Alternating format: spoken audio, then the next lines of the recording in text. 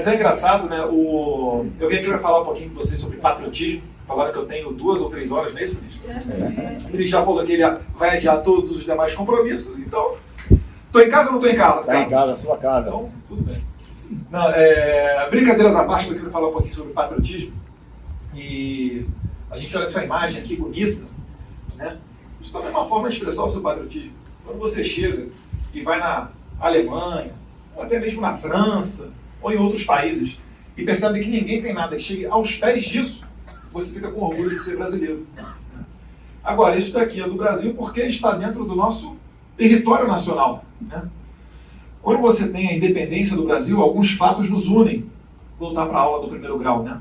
Território, povo, soberania, a língua também portuguesa que nos une. E a língua é fácil de descobrir, né? Nós fomos colonizados pelos portugueses, né? A língua portuguesa. A soberania é garantida também, e boa parte dela, pelas Forças Armadas. E o território brasileiro? Hoje em dia a gente não tem problema com o nosso território, mas nem sempre foi assim. E aí eu vou falar um pouquinho para vocês sobre essa evolução histórica, porque justamente aqueles que têm ódio por nós sermos patriotas, têm interesse em deletar a nossa história. Eu uma vez ouvi o filme Sniper Americano. Vocês já viram o filme Sniper Americano? Sim. Eu vi ele no cinema. E aí, ministro Jesus, saindo do cinema, vem uma pessoa, né, não sei quem era, obviamente, e comenta lá, na escuridão, saindo do cinema: poxa, que história bacana. Pena que o Brasil não tem umas histórias parecidas com essa. É uma pessoa que não sabe nada da história brasileira.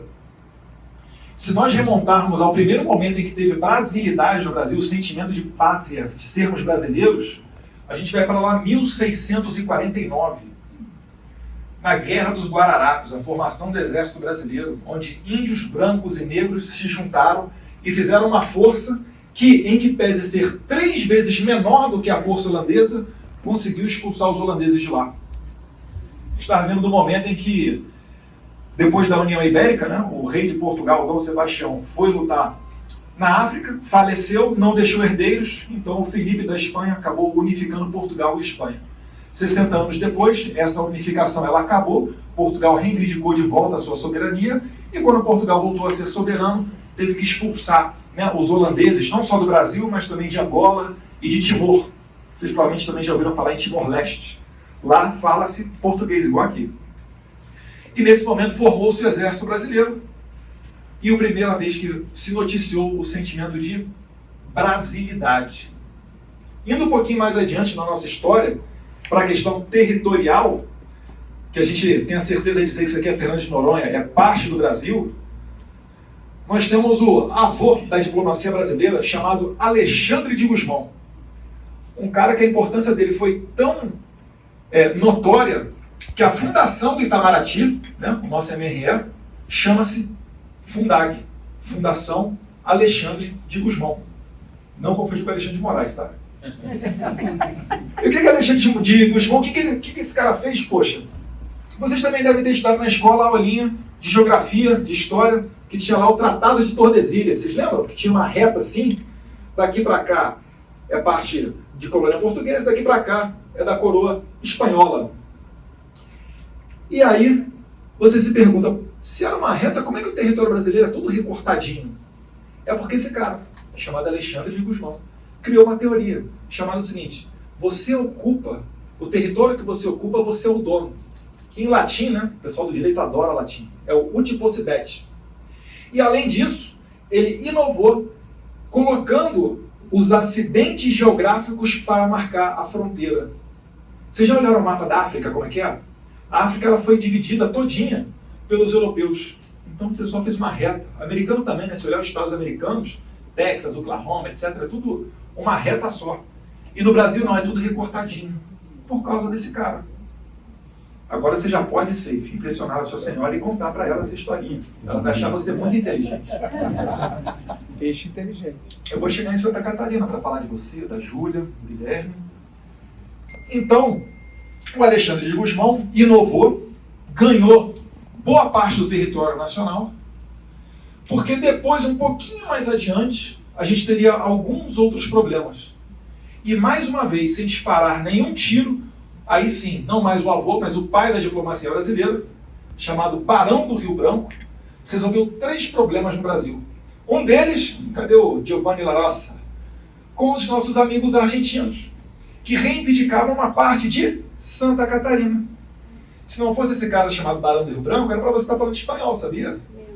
Era para vocês lá da fazenda estarem produzindo Alberto Fernandes taxando em quanto? 70% da exportação de carne? Para ter carne no mercado nacional? Preço de produto básico congelado, maravilha, regulação da mídia. Mas vocês estão do lado brasileiro, porque o Barão do Rio Branco, ele era muito perspicaz. E depois que ele secretariou o pai dele, quando acabou a Guerra do Paraguai, em 1871, e ele secretariou o Visconde de Rio Branco, na hora de fechar os tratados para firmar ali a paz com o Paraguai, e no final daquele século, no final do século XIX, ele também fez a divisão a demarcação da fronteira de Santa Catarina. Então Chapecó, todo o oeste ali, eu acho que chega até Joaçaba, era uma área de conflito, e ele conseguiu fazer isso sem disparar nenhum tiro. Como? Fazendo uma arbitragem internacional, cujo árbitro mediador foi o presidente americano da época, Grover Cleveland, e deu a causa para o Brasil. Um pouquinho mais adiante, no norte, no Amapá, tinha uma disputa com os franceses, e mais uma vez, lá foi o Barão do Rio Branco, foi até a Suíça, em mais uma mediação, e conseguiu trazer o território para o lado brasileiro. E por fim, já em 1905, a mesma coisa com relação à Bolívia. Tinha uma preocupação grande, porque tinha uma companhia americana que estava interessada em se instalar ali naquela região do Acre, divisa de Brasil com Bolívia. E o medo era o seguinte, né? Porque se vocês olharem a corrida para o oeste dos Estados Unidos, o americano, o que ele fazia? Ele botava o pessoal dele lá e depois chegava com as Forças Armadas. Aí chegava assim: México, você não quer me vender o Texas, não? Você não quer me vender o estado do Novo México? Pagando um precinho bem camarada, obviamente, né? Veja aí mais uma vez a importância das Forças Armadas na formação do nosso território. E sem disparar nenhum tiro, ele conseguiu fazer um acordo chamado Tratado de Petrópolis. Teve que construir a estrada de ferro Mamoré, dentre outras concessões, pagou o dinheiro e pegou o Acre para o Brasil. Alguém sabe qual é a capital do Acre? Não é à toa, né? Por causa do Barão do Rio Branco. E é importante a gente fazer esse resgate histórico, não é só porque eu gosto de história, não. É porque assim é que você vai aprendendo de onde é que você veio, como é que foi formado o território brasileiro. Porque é que aqui, com todo respeito aos hermanos argentinos e todos os nossos demais vizinhos, peruanos, chilenos e colombianos, vocês nunca se perguntaram por que o Brasil é tão grande assim e não foi repartido em pequenos territórios igual os nossos vizinhos espanhóis? Mesmo quando a nossa independência, em 1822, não tinha nem celular, nem meio de comunicação, nem trem assim de alta velocidade, avião. É porque teve um cara chamado Dom Pedro I.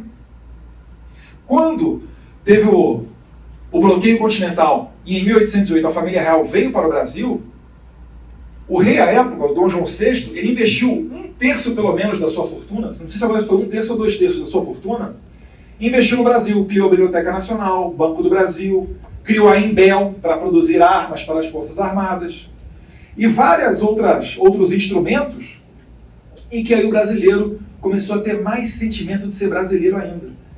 E quando ele retornou para Portugal e sofreu pressão para que o Brasil voltasse a ser colônia, os brasileiros falaram o quê? Não, a gente pode, a gente consegue. Nós somos diferentes dos portugueses, nós temos a nossa própria cultura, o nosso próprio povo. A gente fala até diferente do sotaque português, né? Com exceção dos cariocas, que falam mais ou menos parecido. E aí veio a pressão para que ele chamasse o filho dele, Dom Pedro I, também de volta para Portugal. E ele não foi.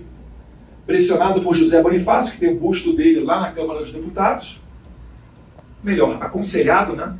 Ele acabou ficando no Brasil. O famoso dia do fico. E para conseguir, politicamente, ter apoio para declarar a independência do Brasil, em determinado momento ele sobe, vai para Minas Gerais. Quando ele vai para Minas, sabe quem é que vocês mulheres aqui, quando Dom Pedro I vai para Minas, quem é que fica aqui de autoridade máxima do Brasil? A sua esposa, Imperatriz Leopoldina. Não foi Dilma Rousseff a primeira mulher a comandar o Brasil, tá? Mais uma anotação para você impressionar a sua esposa, quando você tiver aquele jantar romântico com vinho. Selva. Tá vendo como é que é importante a gente estudar a história? Porque se você não souber de onde você veio, a história do seu país, você vai achar que, nossa, Dilma, o máximo, olha, a primeira mulher a chegar realmente a comandar o país. Não. E mais ainda, quando ele conseguiu fazer a União Nacional e declarou a independência do Brasil, né, cujo primeiro país estrangeiro a reconhecer foi os Estados Unidos, em 1824, um pouco mais adiante, vem uma descendente chamada Princesa Isabel. E a Princesa Isabel, pela coroa portuguesa, mulheres, ela sucedia o homem. Isso não ocorre em todo lugar não, tá? E não foi o feminismo que trouxe essa possibilidade para vocês, não. Perfeito? Foi a monarquia, a coroa portuguesa. Tanto que quando ela liberou os escravos... Que ano que foi que a Princesa Isabel acabou com a escravidão assinando a Lei Áurea? 1888. E quando é que a gente virou república? Em 1889, um ano depois. Coincidência, né? Mas não foi coincidência, não. Tudo acabou acontecendo. E tem um episódio, né, indo para o encerramento já, tem um episódio que é marcante, que ela encontra com o Barão de Cotegipe, salvo engano até no Rio de Janeiro, e aí o Barão tira um sarrinho com ela, né? Chega lá, ele fala para ela assim, e aí, valeu a pena ter liberado os negros? Como quem diz, perdeu o trono, porque as mulheres sucediam, né, pela coroa portuguesa, elas sucediam os homens. Aí ela dá um murro na mesa assim e fala para ele, ó, se 1000 tronos houvessem, 1000 tronos eu daria. Agora, se você não souber disso, você não vai saber que foi uma mulher, branca sim, que assinou a lei máxima, acabando, ainda que tardiamente, mas acabando com a escravidão no Brasil. Eu estou falando isso porque eu fiz uma sessão solene junto com o deputado príncipe Luiz Felipe de Orleans e Bragança para celebrar um dos aniversários da assinatura da Lei Áurea e um movimento negro, com bandeiras de PSOL para lá e para cá, entrou no plenário da Câmara dos Deputados interrompendo a sessão. Por quê? Porque para eles tem que ser vangloriado o pessoal que eles inventam. O Zumbi do Palmares tem que ser um cara revoltoso, um cara que utilizou da violência para chegar a algum lugar, para poder ser copiado. E os black blocs hoje também podem usar violência, chegar a algum lugar. Ou como o ministro Gilson falou aqui, né, jogar carro. Ele estava relembrando o episódio que aconteceu na Câmara dos Deputados, em que o Movimento para a Libertação de Sem Terra virou e jogou um carro dentro da Câmara dos Deputados, literalmente. E nós não. Nós temos o nosso sentimento patriótico sem a necessidade de uso de violência. Basta ver no passado recente, quando nos revoltamos com Dilma Rousseff, acabamos empichando a ex-presidente sem quebrar uma janela sequer. Então, agradecer às nossas Forças Armadas por terem, no primeiro momento, dado esse sentido de brasilidade. Agradecer a Alexandre de Gusmão, Barão do Rio Branco, Dom Pedro I, Duque de Caxias também, que venceu a Guerra do Paraguai, pela nossa unidade territorial e não permitir que a esquerda apague a nossa memória. Porque ser brasileiro é falar português, é pegar praia nesse lugar aqui, todo respeito, né, Mar del Plata, mas é pegar praia no lugar desse daqui e manter a nossa cultura. Muito obrigado a todos vocês e até a próxima.